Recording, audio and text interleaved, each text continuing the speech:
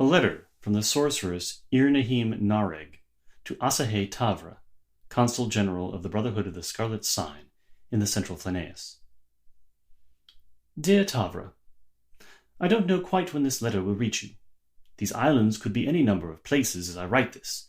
Nonetheless, it seems like a good idea to write, if only to organize my thoughts. Though, of course, I have complete faith in the wisdom of our mission, the purity of our order, and the righteousness of our calling. After an initial run of success, our expedition has stalled. We are set upon at every step by monsters of a curious and alien sort. Most do not even appear in any of Went der Skenum's books, and those who do are always off, somehow. Under different conditions, the local fauna would be fascinating to study, but we have come in fulfillment of prophecy, not on a zoological expedition. We can barely get 10 minutes of work done without some shambling whatnot crashing out of the jungle and snatching up one of our gobos. We have had to institute several rather significant and time-consuming countermeasures. The strangeness of this place seems lost on my two boys. You remember how little attention Orn paid in taxonomy and most of our other classes. Still, he cuts a dashing figure atop his demon mount like some barbarian rendition of an old Imperium cavalier. And of course, Ryhar never met a problem he didn't think could be cured with a fist or a firebolt. Always living up to his legend, I suppose. But it's his clarity of purpose that drives us, even if it must fall to me to figure out the practical solutions to everything. It truly is like being back at school again. Despite the annoyance of monsters, our attention remains focused on our quarry, the cube. I wish I had more to report about this curiosity, but it is obstinate. Divination seems to somehow slide right off of it, and every spell I know has failed to find purchase. It's like trying to climb water. Do not worry, though. I brought along several books on augury, and I am sure there is an answer still to be found. I have high hopes for this morning, presuming we are not set upon by a gigantic toad or some other such nonsense. Stay pure, Asahe.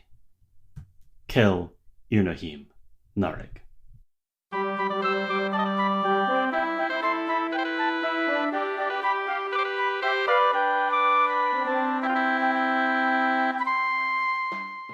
In the city of Greyhawk, 5 individuals are united by circumstance.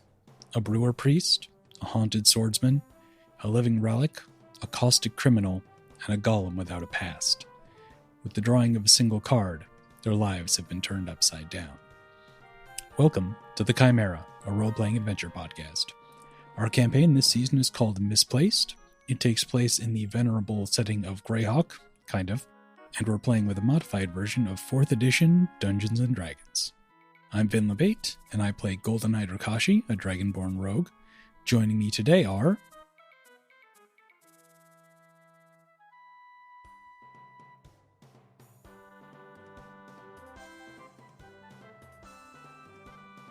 And I'm Kelly Weissman Asprooth Jackson, the Dungeon Master. Now, let's get started. So, Rikashi, when last we left the scene, had opted, apart from everyone else in the party, to not go into the cube. And so because she has not gone into the cube, she, together with Ybdob, is still on the periphery, hiding in the forest around the Goblin Scarlet Brotherhood encampment. Some fires had just been started. There's a lot of scrambling and running and dealing with things. We're going to pick up from right there. Is there anything you want to especially establish once she sees the rest of the party disappear? No, I think she's standing sort of at a good distance on probably a bit of a hill or some sort of like high-ish ground with Ybdob and just sort of looking. Yeah. Okay, because of the nature of the the immediate area, there's probably not really a hill, but you could easily climb a tree, Yeah. as we've established. So that's probably the best way to get kind of a higher vantage point. And so from being up a tree, Rikashi can watch the following unfold. There's a scramble to put out the fire in the tent that you set.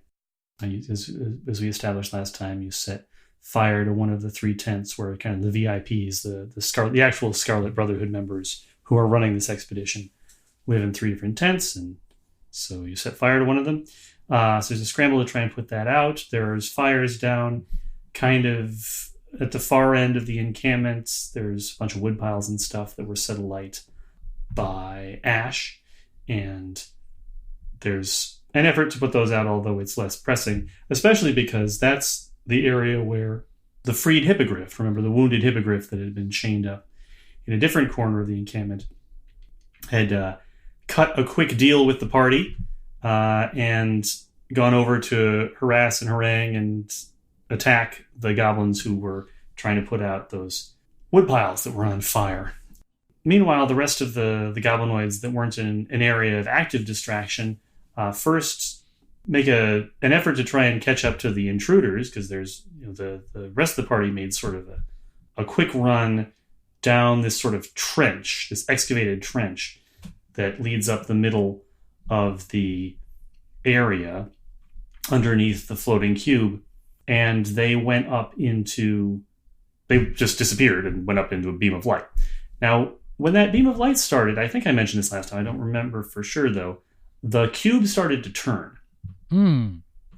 So the cube had been completely stationary. It was floating overhead, not supported by anything, but it was otherwise motionless. It started to turn counterclockwise, and it hasn't stopped. So that means that there are areas of the tree line that have not been cleared around where the cube is. So the cube, as it is turning, is trimming off the tops of some of the trees. We'll just establish that Rikashi and Ybdob are far enough back that that's not a big problem, which isn't hard. It's not so, it's only cutting off maybe 2 or 3 trees deep in any given direction, because a lot of the area around it's already been cleared and the whole area underneath it. But it is deeply disconcerting, and obviously something that hasn't happened in a long time, because there's no evidence that the trees around it have had to deal with its interference, going back generations based on their height. So the cube is starting to turn. Once it's clear that the people who were standing underneath it are gone, the humans, the Scarlet Brotherhood members who are leading the expedition, are really pissed off that this happened. They've been trying to get inside that cube for a while now with no luck. And then basically there's a surprise attack on their encampment in which a whole bunch of people just run up and essentially jump into it with no obvious problems. So there's a lot of shouting and Soul, a lot of browbeating of the various hobgoblin commanders. There seems to be somewhat of so there are 3 of these humans, and I don't think I've described them yet, have I? No, I think you named them.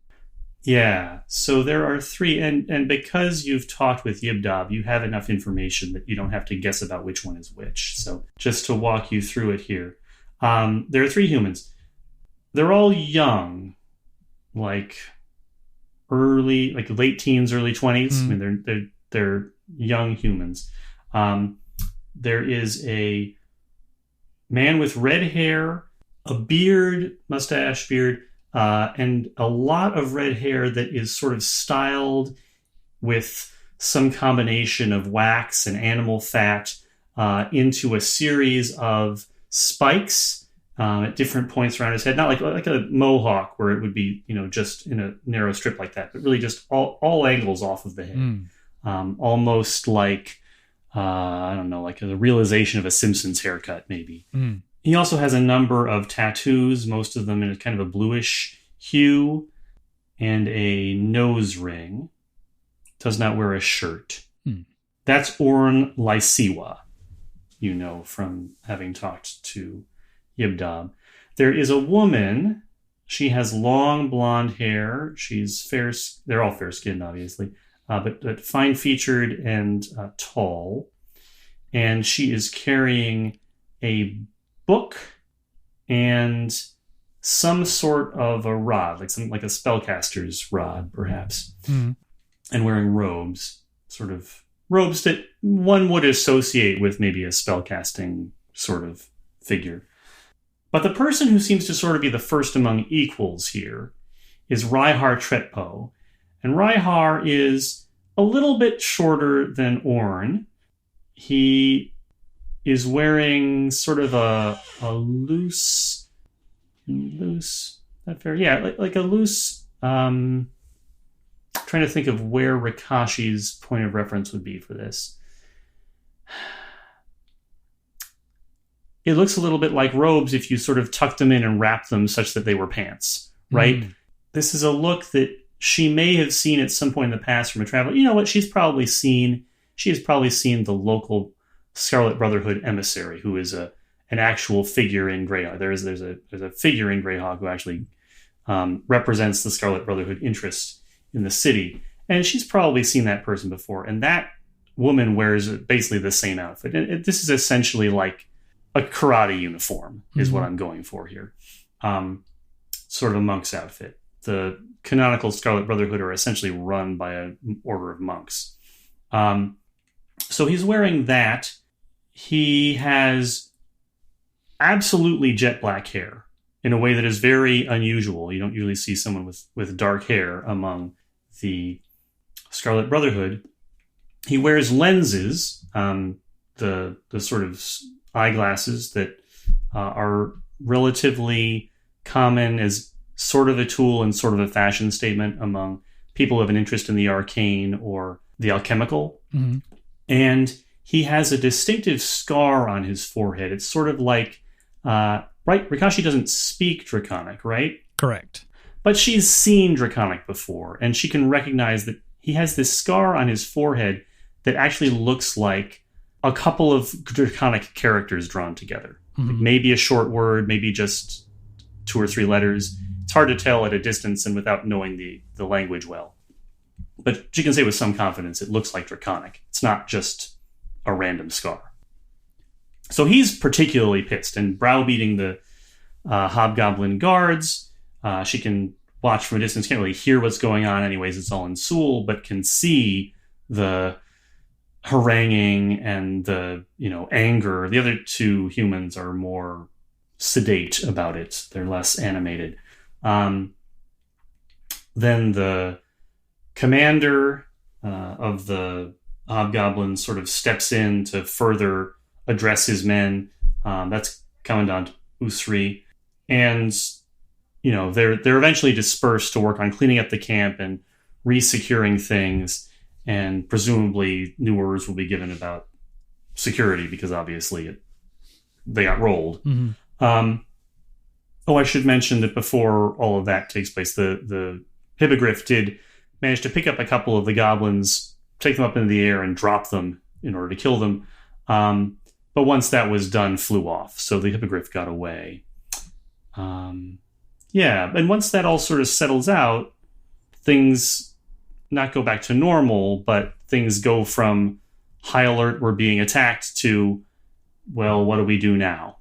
And the goblinoids will start to redo their security cordon and move so that there's now a group actually guarding the platform, the teleportation circle.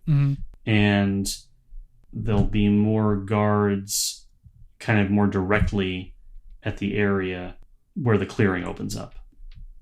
So this has gone from being a camp that was mostly devoted to sort of archaeology and clearing, right, to now it's a much more of an, okay, we want to reinforce this hard point. It's going to be more about active defense, whereas before they were kind of just set up. They were more worried about wandering monsters than the idea that actual intelligent humanoids would come in and try to interfere with what they were doing. Right. They were not expecting that. So, thoughts. What's your intent now, Rikashi? She sort of stands for a second, watching everyone scurry around and sort of making some mental notes about how the various groups like move and like fall together and interact. Mm-hmm. She's very still, but she's also like tapping on the hilt of her sword. She glances down at Ybdob. How attached are you to any of these people? Well, as we discussed, I would like to see Sagru Chilf. That's the particular hobgoblin underboss that's been giving him a hard time. Mm-hmm. Sagru Chilf die painfully. Other than that, I have no particular attachments. Okay. Good. I think I can work with that. So what time is it? I'm going to say we're in the late afternoon now. Okay. So how much activity is still going on around the fires? Like how much chaos is still going on? Oh, I mean, by the time the shouting is done and there's a repositioning of the guards, the fires are out. Okay. I mean, they probably had to do a lot of damage to the tent to actually get the fire out. Mm. But other than that, this was an effective distraction tool. I mean, it worked. It was a very good plan, and it worked. Mm. But it wasn't going to cause lasting damage to the encampment just because things are so spread out. Yeah. I'm just trying to get a real beat on who's where. Mm-hmm. Yeah, so I'm moving a few things around now, but the upshot is that there's going to be more guards on the tents themselves. But other than that, if you're coming out of the forest, as you currently are operating, you're probably in a better position because now things are sort of moving away from the end of the encampment where you are and down towards the south where the, not really entrance, but the opening and the pathway is. The way we came in. The way that most of the characters came in before. The way we approached. Yes. All right, so I think step one is that we're... Actually, that's maybe not a great step one. Just realize that most of these people can see in the dark, and I actually can't. Well, yeah, that's a consideration. There will have to be some sort... I mean, they do all sleep. That's true. Yeah, so I think what the sort of plan for the first night, because I have no particular expectation about whether... Yeah, actually, she looks down at Ybdob again. So, I don't know when or if they're coming out of that cube again. So, we're going to give it 3 days. If they're not out of the stupid cube in 3 days, we're going to go and try and get the longboat back and get to some place that isn't officially called the Island of Monsters. In the meantime, we're going to just take this whole mess apart piece by piece, I think.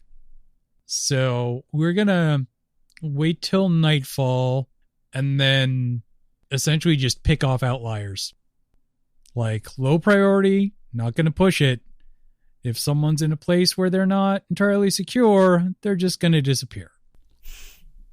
That's the plan anyway. Okay. All right. So the plan is basically ghost in the darkness, these guys. Yeah. All right. I can dig it. So Rikashi and Ybdob both need to eat and drink water and sleep. Yes, that's probably true also. While they're conducting this project. And Ybdob is a competent goblin scout, but not especially more dangerous than anybody else on the table at the moment. Yep. So, of some use, probably, but not dramatically so. Rikashi is definitely well equipped for this kind of plan.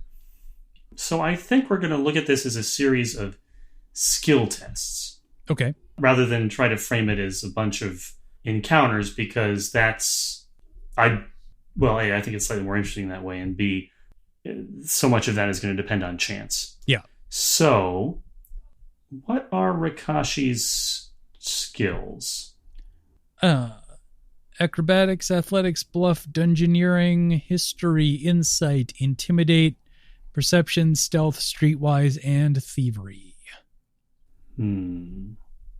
Not survival. Yeah. Luckily, I have a scout who's trained for this. That's true. Let me look up Ybdob's skills.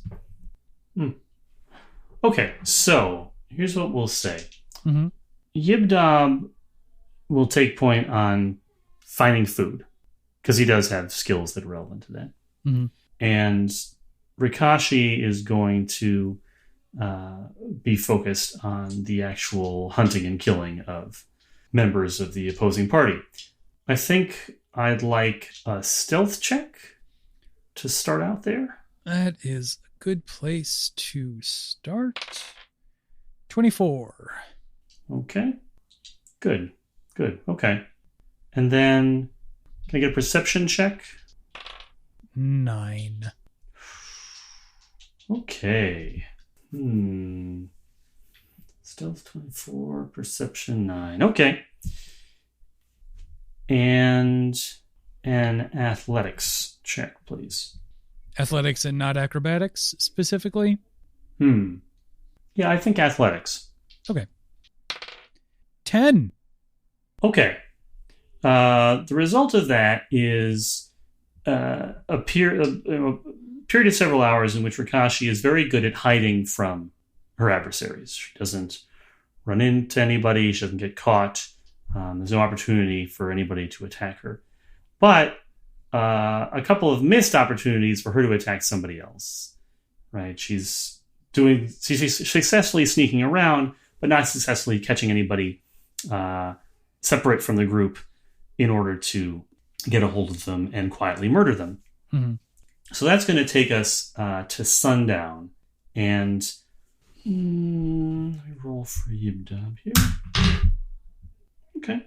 All right. Presumably you set some sort of a meetup point with Ybdob. Yeah.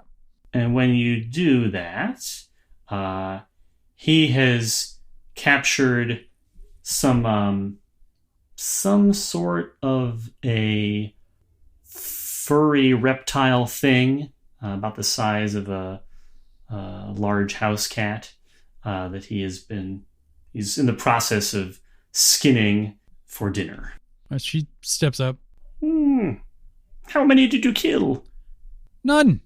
It was not one of my greatest outings. On the other hand, I'm not dead. You're not dead.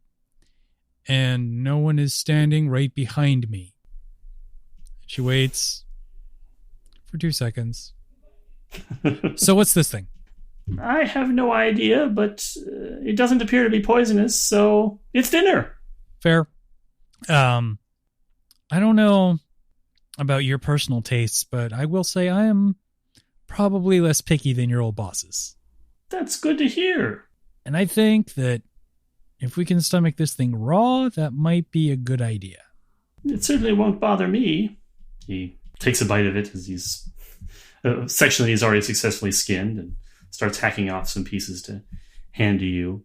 There's a limited supply of water so far. To some degree, you folks fled from the beach, and your long-term wilderness adventuring plan probably hinged pretty heavily on having a cleric who can just make water by fiat. Mm-hmm.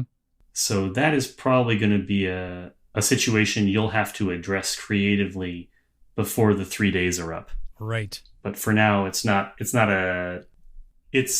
like you're parched, but you're not impaired by it yet. Okay.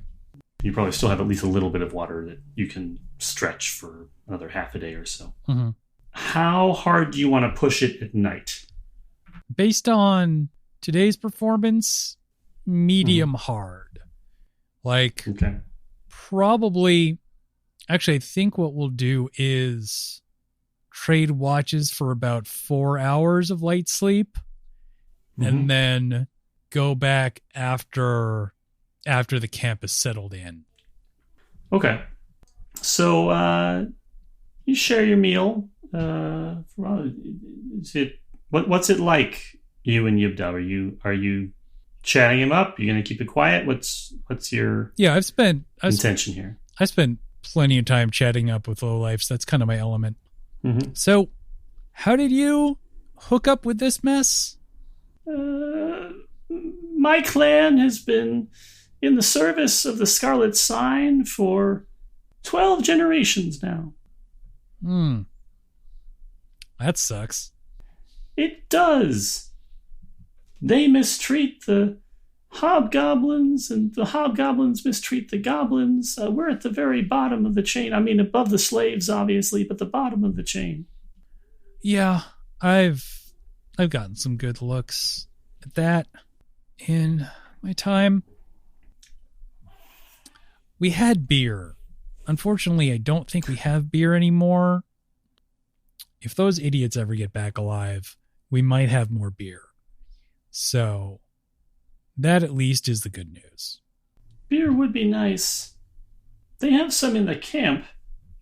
Noted. That just went up my list of things to do. Why don't you tell me exactly where they keep that? Well, Orn likes his ale rather well, and he always has a stash in his tent, and then there's some that's kept in the bunkhouse. Over here, these excavated ruins, there is one that actually is above ground, and that's the one over kind of at the middle of the north. There, where the Bargus commander is, among other things, to the north of the tents. That's actually, as opposed to being just a flat expanse of stones, that's actually a building, partially ruined but mostly intact, and it's where the goblinoids sleep in shifts at night. Okay. What about you? How did you come to be on this terrible, terrible monster-infested island? I'll listen to what other people told me. I got on a boat. I left the city. I should never have left the city. Never left the city for anything significant in my life on purpose. But yeah, I got pushed out. Got on a boat with a bunch of wizards. And then it was nighttime, right? When we're on the boat. Mm-hmm. And then it was daytime without any transition. And we were wrecked here. Hey, question. You know Three Dragon Annie? I do. Played it many times before. This is going to sound like a weird question. Is there normally a Chimera card in that deck? Ybdob gives you a very confused look. Says, there's always a Chimera card in that deck. Huh. Okay, ignore that. Yeah, so we woke up here. Several awful things came out of the sea and tried to kill us. We ran inland, and here we are. In conclusion, wizards. Ain't that the truth? Just a real knowing nod. My 3 former masters are certainly... they certainly don't give me any better opinion of wizards than I had before I entered their service. Yeah, we'll see if we can't do something about that. So they just came here, burned the boats with the expectation that y'all would find something to get you back? They're following some sort of prophecy. It doesn't get explained in detail to the grunts, but they certainly talk about it a great deal. Right. Yeah, I think there was a prophecy involved in our stupid shit, too. It didn't make any sense to me. First, we stopped in Sasserine on our way here, coming south, and spent some time there, and that's there was some sort of a dust-up when I was on the ship and they were on the shore. And after that, we left immediately, sailed here, and, well, I've told you pretty much the rest. Have you ever seen one of these things? And she pulls out the rod. Ybdob looks at it sort of quizzically. Says, "It looks like some sort of a magical rod." Yeah, that's pretty much what it is. Apparently, one of the crewmen on our ship was on the lookout for these things, and maybe that was involved in how we got here. And I'm still not clear on that part, but I don't know. There's supposed to be other ones like this. Well, I mean, the three humans, they each have several strange items between them. I think one of them might have some sort of a rod. I'm not sure. You get the impression that there's sort of, there's several layers in the command structure between him and the Soul, and so his sense of them is actually kind of distant. Yep. All right, so you're going to spend a little while sort of sleeping in shifts and wait for it to be really night and really, the night pattern of the camp established before you go out stalking again, right? Yeah. All right. Why don't you give me those same 3 rolls again? All right. Stealth, 31. Mm-hmm. Perception, 17. Okay. And athletics, 10 again. Okay. So, once again, that's good enough that I'm not worried about you being seen. Rikashi is able to avoid scouts and get as close to the camp as she wants, and that's all taken care of. The perception check is enough to catch 2 different goblinoids unawares. So the first time there's a actual goblin scout who's out, circumnavigating the camp. The pattern seems to be that they send someone out to walk around the perimeter on a pretty regular basis. So there's sort of a constant flow of personnel in a rough circle around the camp through the forest. And it's not too hard for Rikashi to catch one of them alone and pick him off. So we'll remove a goblin. And the second time, there's a hobgoblin who slinks off into he's got a post that he's guarding overnight, but he slinks off into the jungle to try to take a nap because he's not the best soldier in the bunch. And while he's off doing that, it's easy for you to take him out. It seems like they aren't prepared for the idea that you're out here yet. They haven't figured out there's another person out there, or some number of other people out there. They assume that whoever attacked the camp, they're all inside the cube. So you're able to pick off 2 members of the Scarlet Brotherhood expedition pretty easily. You can also get quite close to that bunkhouse and examine it. There's really just a bunch of pallets in there, and they don't have assignments because they take the sleep in shifts. But there are some provisions in there. There's some crates of presumably dried meat and whatnot, and some hardtack, and definitely some barrels of ale. Yeah, if I think it's relatively clear, I might try and grab whatever I can carry. Mm-hmm. If there's a moment that I can slip in there. Okay. That sounds like it's a thievery check, right? So that's the name of the skill, thievery? Sure. Yeah. It's the same as my stealth, so the only other thing would be works out. 13. Ooh. Okay. So this building, it's pretty evident that it used to be some sort of a prison or a large cage. I mean, you can see where there must have been bars at one point, but there aren't bars anymore. So it's much more open. It's like, think about, I don't know, like an old zoo enclosure that's all concrete and then metal bars in certain places, right, and then subtract all the bars, right? So it's real easy to get inside of. I mean, it's not there's a million holes in it. But the drawback of that is that there are people in there sleeping, and it's not actively guarded, but people are coming in and out. So while Rakashi is dismantling one of the barrels and hoisting it up, just then 2 hobgoblins come in ready to start their sleep shift and spy her. How long have I had to watch? Like, have I gotten a decent look at the commanders of this camp yet?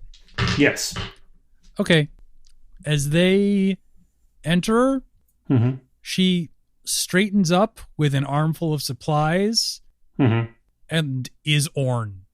Okay. And just turns. The hobgoblins are startled, not expecting to see one of the 3 Sul commanders inside the enlisted men's tent, basically. But they know better than to say anything. They sort of bow and scrape and clear a path to make sure they're not in his way. I just storm past them with a grunt and do not look back. Okay. Past them and out into the camp, or past them into the forest? Into the forest. Okay. Yeah, you can pretty much do that, especially at night. You should be able to sort of go out and then forest. Okay. Well evaded. Because there isn't any roll for the changing appearance thing is just automatic. So yeah, that's fine. Okay. Successfully got a barrel of ale. That's going to take you to about midnight, 1, something like that. Mm-hmm. Is Rakashi going to try and get more sleep, or what's her priority tonight? I think what we might try and do is fall into sort of a 4 hours on, 4 hours off pattern. Mm-hmm. Mm-hmm. Like, just keep revisiting at intervals. So that'll probably take us back one more time in the actual night. Okay. Occasionally, Rakashi, checks in by or near where Ybdob is perched, and sort of they have like established some sort of a camp, I'm assuming, in a sheltered area or up a tree or something. Yeah. And he's getting more sleep because he's less useful at night in this plan. But he, in his sleep, does just in the times when she's in his vicinity, she can tell he gets very animated in his sleep. Like, he's having very intense dreams, a lot of tossing and turning, some mumbling in Goblin that doesn't make a lot of sense. Yeah, so troubled sleep for Ybdob. Why don't you give me one more set of rolls before morning? Okay. Stealth is a 22. Mm-hmm. Perception is a 17. Mm-hmm. And athletics. Oh, hey, look. 21. Okay. So that's going to be enough to actually to make a more serious dent in their personnel here. So why don't you describe for me, Vin, you can just narrate this. You're not going to have to roll it. What happens when Rakashi catches a squad of 5 goblinoids? Looks like 2 bugbears, 2 hobgoblins, and a goblin out on a reinforced patrol around the camp. So she initially spies them moving essentially from lit area to lit area. Mm-hmm. And she's sort of gotten a bit of a nose for the paths that they take at this point. So she's waiting just outside one of those lit areas up a tree. Mm-hmm. She waits for them to get just past and then drops down and starts very quietly just taking them out from the back one at a time. Probably after the second one, they notice, but they don't get a whole lot of time before she just lays into them. And maybe the last one gets out a good yelp, but they don't get a lot of other opportunities. Okay, good. So the last one, a hobgoblin, gets out an actual scream before Rakashi slits his throat. and she presumably melts back into the forest, but that brings a large contingent out to see what's going on. And it becomes clear that they know there's something out there at this point. Mm-hmm. Whether they don't necessarily know if it's a humanoid or some yet another monster or what's going on, but they know that there's something out there. And after a little more sleep, that'll take us to the morning. So, in the morning, watching the camp, you can see that things have become much more tense. There's an awareness that there's something actively threatening the camp now. The Sul seem very caught up in and focused on the cube. Again, especially Rhyhar, very focused on what's going on in this cube. To some degree, maybe even disinterested in the threat to the goblinoid servants. They don't seem to. Their sense of what's important to them and their sense of what's important to the soldiers underneath them is very different. They're not. They don't see their two fates as being combined. Apparently, it's a problem for the people lower in the hierarchy to worry about. They're focused on the cube. Occasionally, one of them, usually Rhyhar, throws like a ball of fire or a lightning bolt or some other energy attack at the cube, just sort of out of frustration. Nothing happens when it does. The cube, again, has not stopped spinning all this time. Mm-hmm. And Rhyhar is the one with the oddly jet black hair and the strange forehead scar. Okay. Yeah, Rhyhar, Irnahim, and Orn are the three names. All right. Ybdob comments while watching along with Rakashi. They must be very scared by now. I haven't seen the camp on this high alert since the last of the wargs got eaten by those plants. She sort of starts to say something and then starts to say something else and then settles on, you mean, sorry, were those like the plants that tried to eat you? Or are there different plants? No, these were different. They were larger and had more teeth.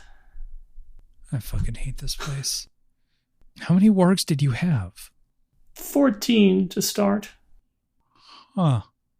How long have you been here? Ybdob counts on his fingers. 2.5 weeks. When was the last time you saw these plants? I think we burned the last of them shortly after the wargs were eaten, so a little over a week ago. Okay, that makes sense. I mean, I can't believe I just said that makes sense. She passes him a tin cup of beer. Mm-hmm. And I think for this shift, they're just watching. She specifically wants to see like where they're keeping water and if anyone goes out to fetch more. Well, the ale solves the water problem for you in the short term. Mm-hmm. It's not an indefinite water solution, but it addresses that issue. And this is just like a old timey, how did people live before industrialization kind of thing? But it's right. Sort of normal for an expedition like this to just live on beer. So they're probably, if they have this much ale stored, they may not be keeping fresh water supplies, and so yeah, that seems to be their plan. That makes sense. Yeah, but I think we will give them a downshift just to sort of watch the pattern some more. Mm-hmm. Yeah, and also just to keep an eye on the leaders and see if they've got anything that tends to pull them away, like if any of them have a tendency to return to their tents alone, or if they always stick together. They all have specific guards, don't they? They all have specific bodyguards who are other goblinoids who are clearly better equipped and better armored than everyone other than the commandant. Mm-hmm. So basically, what we have here is a series of unnamed figures, and then several that stand out. And the ones that stand out are the bodyguards are clearly kind of a cut above in terms of their status as elite soldiers. And the commandant clearly stands out. And everybody else is kind of on the same run. And there's a 2 or maybe 2.5 level hierarchy where the hobgoblins outrank the bugbears, but don't necessarily give them as much shit as they do the goblins, which everybody outranks and which are treated very poorly. Mm-hmm.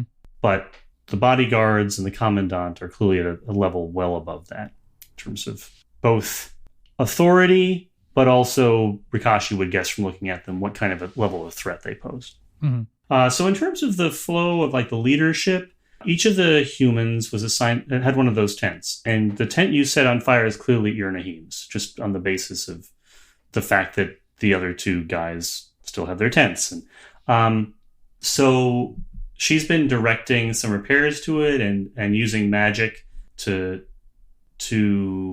not so much repair it as remake it, honestly, because it was badly damaged in the fire. So now it's back to being usable. I mean, she was able to sleep there last night, but it now looks different from the other 2 tents, right? The other 2 tents. It's set apart. It's probably not optimal in some ways. But so that's the tent the furthest to the right as you're looking at the camp. The furthest to the left is Orn's, and the middle tent is Ryhar's. Once in the morning, it's become apparent that they lost several soldiers overnight. Everything gets pulled back. The guards on the pedestal are still guarding the pedestal, but even the guards on the sort of mouth of the encampment move back further to actually underneath the orbit of the cube, and they stop sending out scouting parties to move around the perimeter out in the forest, and all of the internal movements are staying in the cleared area, which is tough going because the cleared area is not it's full of stumps, as I described. It's full of rocks. It's not really actually very cleared, but it's at least got clear sight lines, and they're obviously afraid of any more of them being picked off in the process of a random patrol. Are they mostly using melee weapons? When they're on the move and when they're on guard, the goblinoids are definitely like toting melee weapons. Like, what are they moving around with? They're moving around with mostly spears and maces and the occasional sword. However, most of them also seem to have short bows. Mm-hmm. And you saw more bows and a large cache of arrows when you were in the barracks. Okay. And the barracks at the moment, because everyone's out on patrol, is fairly empty? Yes. During the day, the barracks, it's not dependably completely empty. Like, it's not like always empty all day. But there aren't people sleeping in shifts there during daylight hours. So yeah, I think when it looks quiet over there, I'm gonna sneak back in and grab a bow and some arrows. Okay. Since it's not actively inhabited, I'll call it a stealth roll rather than a thievery roll. Same roll anyway. Fair. 17. Okay. Yeah, you can make off with a. I think if you're in the barracks, you actually have your choice of a short or a long bow.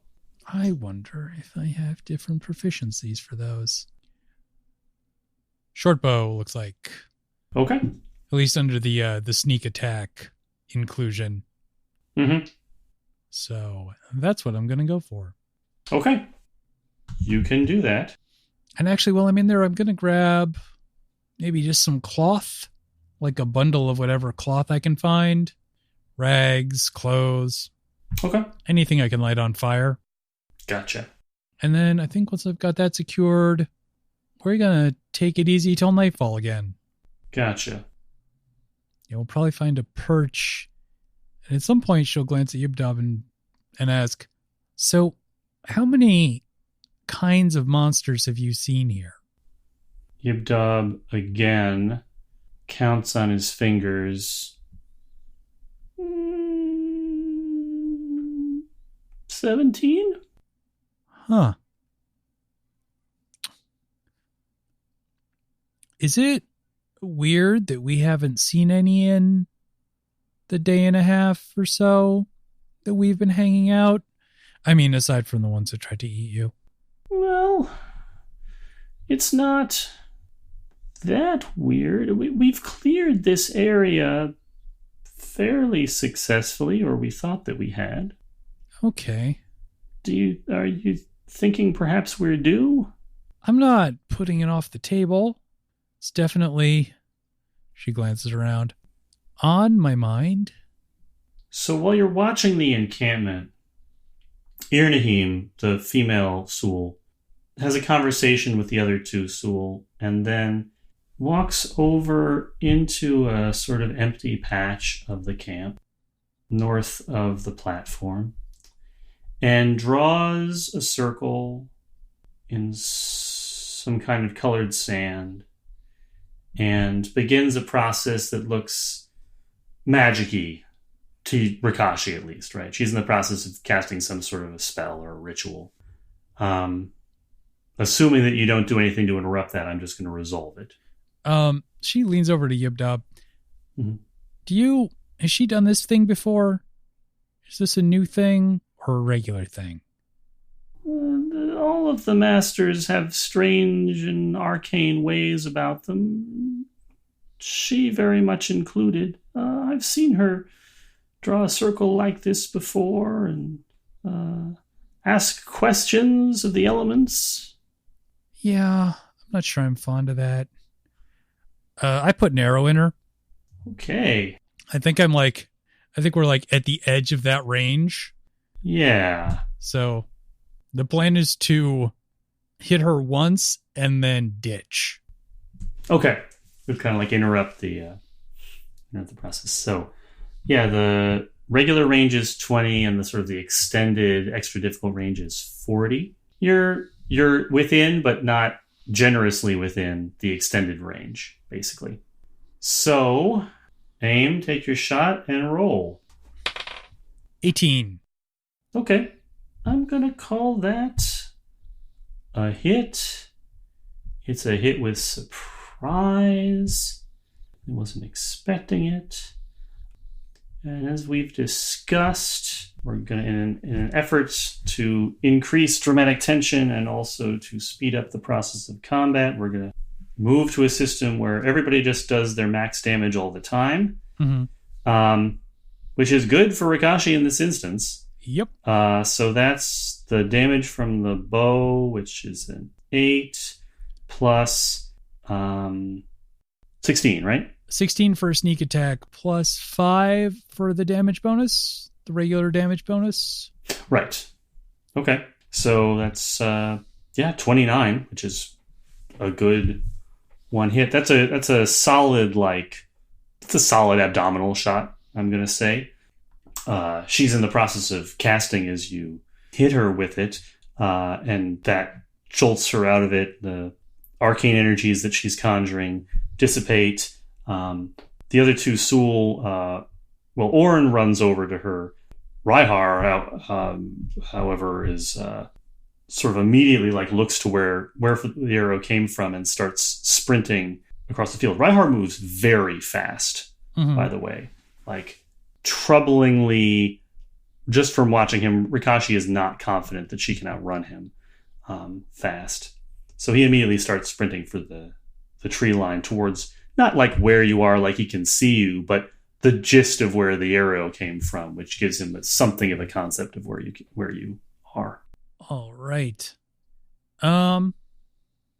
So, yeah, I think I'm going to sort of move back into the woods as far as I feel essentially back a chunk until I feel like he's genuinely starting to close, and then just go straight up.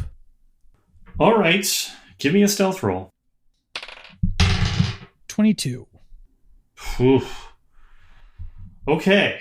Here's what's going to happen. He gets close. Frightfully close before you bolt up the tree. And then you're up in the high branches and You're good at stealth, or you're good at camouflage, so you're feeling pretty confident about where you are. He walks right up to the tree that you're in, and he walks all around the tree, and he looks up at the branches, and you can see right down into his eyes. His eyes are black, just like his hair is. But he doesn't seem to see you. And eventually he moves on. She stays in that tree, Mm-hmm. and she sort of watches after him and tries to keep a bead on him wherever he is. But she stays on that tree with her fingers like digging into the bark until she's certain that he's gone back to the camp. That takes a while. He's persistent, and he searches very thoroughly. Watching him move, especially when he's that close, he looks almost blurry. And in particular, he moves over terrain that should be a problem for anybody moving on 2 feet, like it's a completely open, flat plain. A couple of times he actually walks up the trunks of trees and looks around and then walks back down. There's definitely something odd and oddly free about his movement. But after waiting for a long while, he does eventually return to camp, and Rikashi is able to move away. Yeah, she'll meet up with Ybdob back at their little site. Okay, I feel moderately less good about this situation now. What is with that guy? That guy is not right. None of the masters are. They're all strange and terrible figures. You haven't even seen the rat thing yet. Sorry, come again? The rat thing. Orn's mount. It smells terrible. Boy, this never gets better, does it? It only gets worse. Incrementally worse every time I look at it. I would like to point out that I have done everything you've asked so far, and if you do feel that we should leave, which I'm entirely on board with, I would just like to ask that we prioritize killing Sagru Chilf, one of the surviving hobgoblins, again, the one that he has a grudge against, before we go. Yeah, I can respect that. All right, we'll see what we can do. We are going to give them all the way till well into the night before we go take another look at things, though. Okay. All right, so there's, some more rest, more preparation. Some hunting from Ybdob yields a couple of those little horned bunny rabbits. I just want to point out that in another game where I playing like any other character, we would be domesticating the shit out of some horned rabbits right now. But the wrong group came to this island. That's what happens when you have a bunch of city folk going on vacation. Yeah. All right. So you've got Ybdob's description. He's probably pointed Sagru out to you at some point in the process of watching things from the tree line. So you have some sense. I mean, it's difficult for Rikashi to tell all the hobgoblins apart, especially at a distance. Mm-hmm. But she has some experience with goblin faces, so it's not completely unprecedented. How do you want to approach this? If I can find an opportunity where he is relatively away from the sort of central pack, and particularly from the humans, because Ybdob doesn't need to personally torture him or anything. He just wants him dead, and he wants it to be painful, right? I mean, I think you might guess he would love to be involved personally, but I think he'll settle for. There's what he might like in an ideal, and there's what he'll probably take, right? Yeah. I think you can fulfill your verbal agreement with him by just killing him. Well, I might try for something more of a happy medium. So I think what she's going to try to do is wait for a point when he's sort of on the periphery Mm-hmm. Because it seems like the odds of getting anyone really alone right now are pretty low. And they're all sort of bundled up. And I don't necessarily want to raise a full alarm while I'm on the ground. So I think what she's going to try and do is hit him with a flaming arrow. Mm-hmm. And if he doesn't immediately fall down, a couple other arrows. And just make sure that he's nice and on fire. And then, again, get out. So that seems sufficiently uncomfortable. Okay. Yeah, all right. So it takes a while watching the camp. So first he's on a rotation at the platform for a while, where there are 4 guards just standing around the platform just watching, and there's constantly guards there. They rotate on, they rotate off, but they never don't have 4 people there. Yeah, that shit's out of the question. So he's on that for a while. Yeah, that's in the middle of the camp. That's a sort of an obvious no-go. Very exposed. After he rotates off of the platform, he's got a sleep shift in the barracks. So that's the first time where he's away from the bulk of the others. He's in a room with other people. We've already discussed how it's not a perfect time to go in there, but it is a time when he at least is less on guard. No, you know what? I'm just going to let him sleep. Okay. I'll let him get through that. Because nothing that would be in keeping with the spirit of the agreement would be quiet enough to get away with. And sadly, I don't have anything like a flask of oil that would take the whole thing up. So we're going to have to let that slide. Yeah. Okay. Once he's awake, he's going to be over here as a perimeter guard, the new perimeter guard, which is well inside the tree line, over in the northwest corner of the camp. So he's not like standing with his back to the trees or anything. He's into the cleared area and just kind of out there on guard, watching for things in the dark. Actually, are all of the humans asleep? Or at least in their tents? As far as you can tell, it's difficult for you to watch all the tents at the same time at night. Yep. Because it's dark and their entrances face inward. But yes, it does appear that they're all inside. Okay. I'm going to take on the appearance of Irnahim, the blonde wizard woman. Mm-hmm. And when he's sort of looking at the tree line, just step out of it, make eye contact, hold up a finger like, shh, and wave him over. Okay. Yeah, these guys are not set up for people who are stealing other people's identities like this. You have found one of the frailties in their security system. So he'll follow. Okay.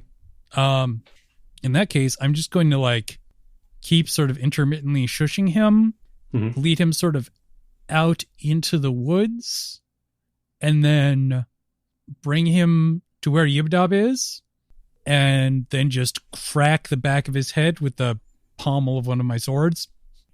Okay, he does need to be intermittently shushed. I mean, he's confused. This doesn't make a lot of sense to him. He's only following because he's trained to follow any of the Sul kind of blindly. But even he can't be quite blind about it. He's every once in a while he sort of interjects in Goblin, "Mistress, what's going on? Where are we going this way? Is there something wrong? This thing, that thing." Yeah, I'm going for quieted.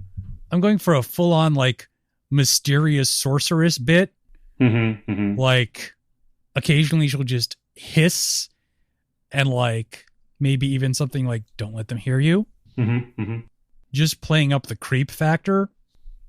Okay. Eventually you do get to where Ybdob is. Per plan, he's sort of hidden in the underbrush and asleep, but you know where he is. So when you crack this guy on the back of his head, he falls over. And once he falls over, you can look and see that Ybdob is more still than he was before. How subdued is this guy? I mean, it's a surprise attack. It's an attack to subdue.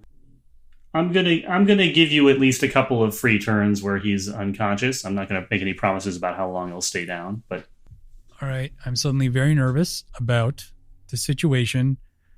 How still is still? So going over and looking, Ybdob is sort of turned on his side, and you can see that there's a good bit of blood by his face, like he's been coughing up blood. Okay, I'm going to end the hobgoblin and then pull back like maybe 10 or 15 feet, go up a tree, and observe for a minute. So you go back over to the unconscious, at least momentarily unconscious hobgoblin. Slit his throat. I mean, if he's incapacitated, that means it's an automatic kill. It's not a problem. And then while you're doing that, he gurgles his last noise. Ybdob sort of rouses and sits up. He does not look well. He looks pale, which on a goblin is very strange, and he does have some blood on his mouth, and he sees his great enemy Sagru gurgle out his last breath, and he lights up, even though he doesn't look healthy at all. He seems very happy. He's like, you see, that's what you get, making me take latrines. He coughs and sputters. I'm so happy. Again, he does not look well. She, again, is keeping a distance, like definitely at least 10 feet. Mm-hmm. What happened to you? I'm under the weather. I haven't been feeling well. But this is such a tonic. Oh, let me just... He walks over towards the hobgoblin. I just want to see the look in his stupid dead eyes. I back up. Mm-hmm. I keep that distance and do not compromise it. Okay. He kicks the corpse a little bit. He slaps it in the face. You see? And he starts coughing and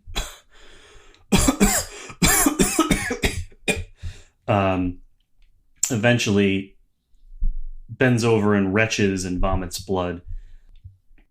And looks at when he recomposes himself after a while. It takes a while, just enough to look sort of up aimlessly, not really at Rikashi, just kind of around the dark forest, and say, "At least I got my revenge." And he falls over onto his back. Still. Rikashi looks at him for a second. She's very still, but her fingers just tapping at the hilt of her sword. Mm-hmm. She's still got a bunch of those cloths that she gathered. Mm-hmm. She's gonna wrap one around her mouth and nose. Okay. And maybe grab whatever weapon the hobgoblin was using to investigate Ybdob's body from as much of his distance as she can get. So, getting to that weapon is going to take her pretty close. Then I might just go for a stick. We're in the woods. There must be a nice big stick around here. Presumably. So she gets a stick, and as she is getting that stick, she can hear the very faint sound of Ybdob's voice. Thank you, my friend Rikashi. Thank you so much. I don't want to go. His voice chokes off, and just as she's finding it a pretty decent stick that she can poke him with, his voice chokes off, and there's like a thrashing about. Like his body just starts rolling back and forth on the ground, much more animated and violently moving than he had been before. And he rolls back onto his back again, and there's just an eruption from his torso. And there's blood everywhere. Not an unfamiliar problem for Rikashi. It doesn't really faze her at this point in her life. But there's really just this, like, gore fountain. And out of the mist of goblin blood, there's a stump there. With that same vertical mouth and Ybdob's head, about all that's left of his corpse, kind of perched on top of the stump. And it reaches out with its root tendrils for Rikashi. Oh, fuck me. I think that's a pretty good place to stop.